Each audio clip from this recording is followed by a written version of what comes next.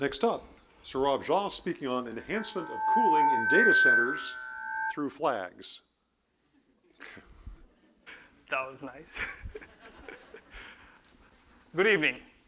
From your Facebook likes to your Instagram post to extremely important data like your bank account info or serious scientific research like cancer research, the world has a new currency now. It's called big data, and big data relies on data centers.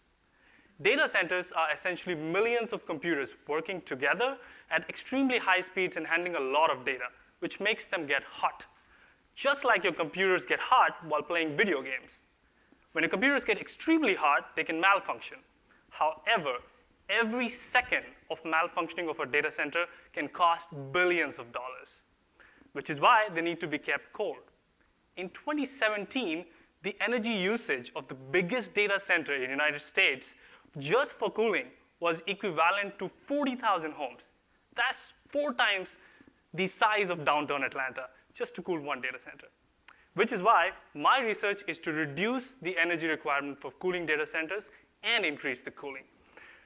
Well, the heart of cooling in data center relies in pumping cold air through what we call heat sinks.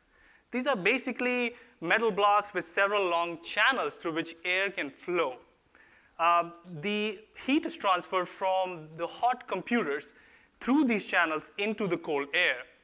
But heat transfer is limited by the amount of mixing between the hot air near the channel walls and cold air away from the channel walls. That's why my research is to increase the mixing between hot and cold air in heat sinks.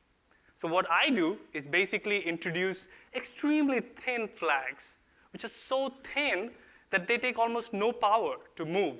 But what they do is introduce something called as turbulence. Think of turbulence as what mixes your coffee, hot coffee, with your cold creamer when you stir using a spoon. That same turbulence increases the mixing between hot and cold air in a heat sink.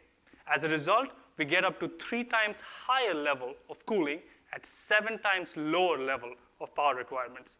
And the good news is these techniques can be easily retrofitted with existing data centers, which is why my research will enable energy-efficient data centers. That means high-speed computing at low cost to researchers so that one day we will be able to fully understand our body and the world around us. Thank you.